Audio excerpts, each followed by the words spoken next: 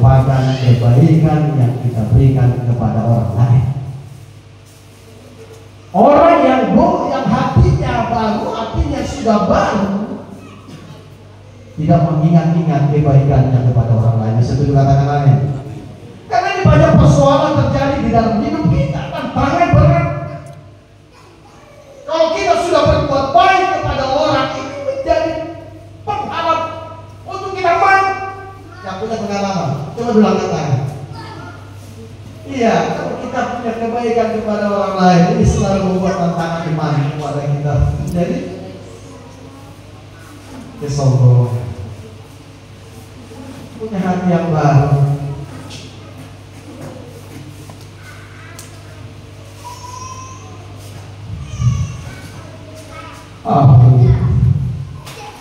Kita butuh pengudusan. Kita tidak bisa punya hati yang baru kalau kita tidak mau dikuduskan oleh Dia. Jelas, kalau kita tidak mau dikuduskan oleh Roh Kudus, bagaimana bisa? Kalau kita selalu ingat-ingat akan kesalahan orang lain, siapakah kita sebenarnya? Saya selalu katakan, apakah kita tidak pernah membuat kesalahan? Kita selalu mengingat kesalahan. Apakah kita tidak pernah membuat kesalahan? Saya ingat sekali Bapak Gembala kata, jangan sampai Pak ditanggung orang. Kita punya hati yang baru, lupakan apa yang sudah baik kita berikan kepada sesama kita. Ya, kepada Tuhan pun itu perlu juga. Jangan ingat-ingat apa yang kau berikan kepada Tuhan, kepada gereja. Karena segala sesuatu yang kita berikan dalam gereja terbakar. Setiap korban dalam perjanjian lama itu terbakar, dibakar habis. Itu adalah gambaran perjanjian baru, sekalipun tidak harus kita bakar.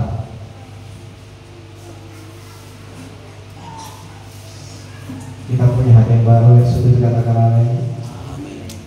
Saya rindu kita berbungkuk untuk bisa kita lewati, kita masuk di tahun 2020. Karena tanpa hati yang baru, hati yang disucikan, tidak akan bisa. Kita akan tetap berjalan di tempat, mungkin tidak berjalan di tempat akan mundur. Tetapi Tuhan mau kita semakin maju, dan tidak hanya maju berjalan maju, tetapi berlari. Ada tingkatan iman. Baik iman untuk maju ada tingkatannya, untuk mundur juga. Tetapi Tuhan mau kita sama-sama maju. Kita setuju katakan amin. Iya, saudara terkasih, kita masuk kepada yang kedua. Tahun baru adalah pengharapan yang baru. Tahun baru adalah pengharapan yang baru.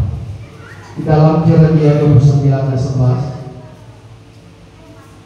Yeremia 29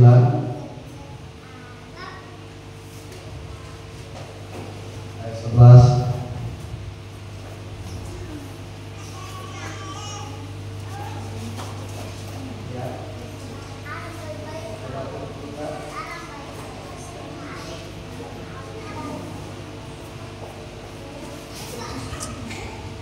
Sebab aku ini mengetahui rancangan-rancangan apa yang ada padaku, kata Tuhan, mengenai kamu, mengenai kita.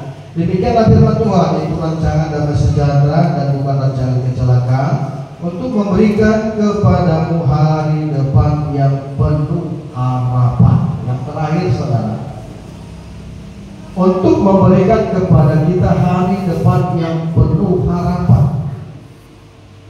Kita selalu berharap di tahun 2025 ada perbaikan, ada semangat baru, ada kesetiaan yang terus dipupuk, ada hubungan-hubungan yang baik, relasi dengan Tuhan, relasi dengan sesama kita.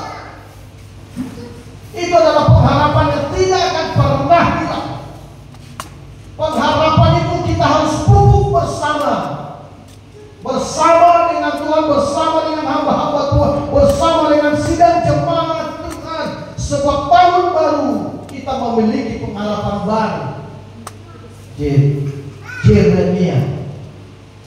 mengungkapkan, menyampaikan kepada kita.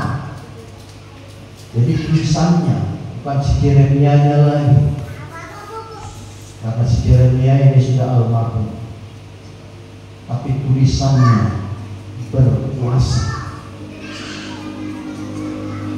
isinya berkuasa untuk membuat kita mengerti tentang pengharapan di tahun baru, tahun 2025 ini. Tuhan punya rancangan yang terbaik. Apa itu harapan?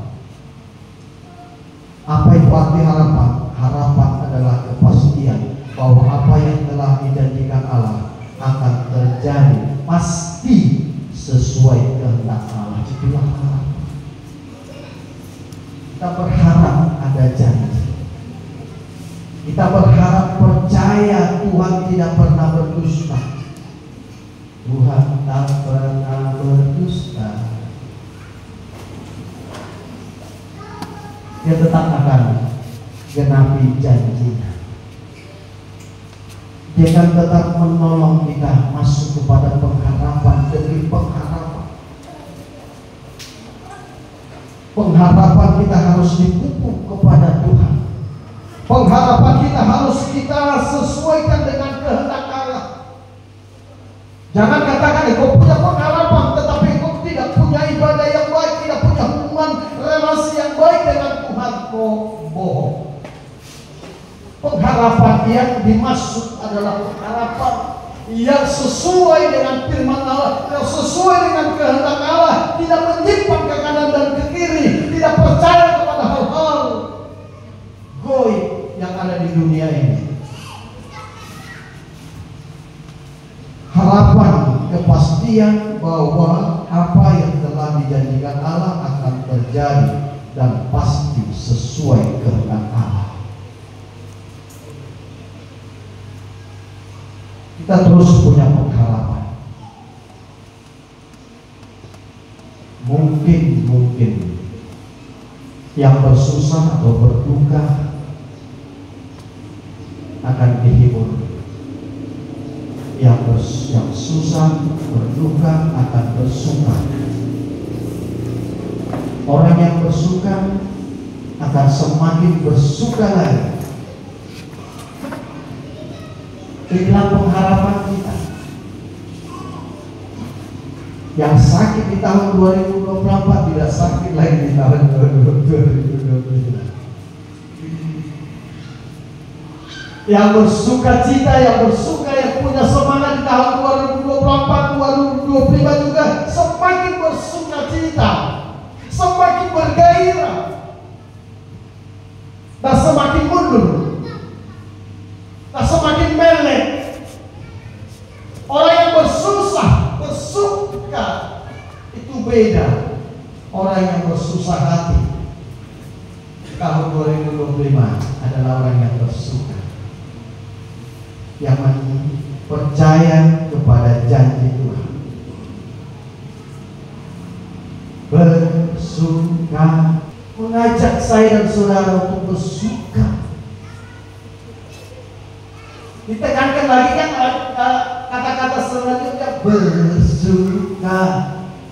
bersuka dalam yang bersuka. Yang sudah bersuka di tahun 2024 tingkatkan di tahun 2025. Yang belum ada bersuka dalam tahun 2024, mari mulai.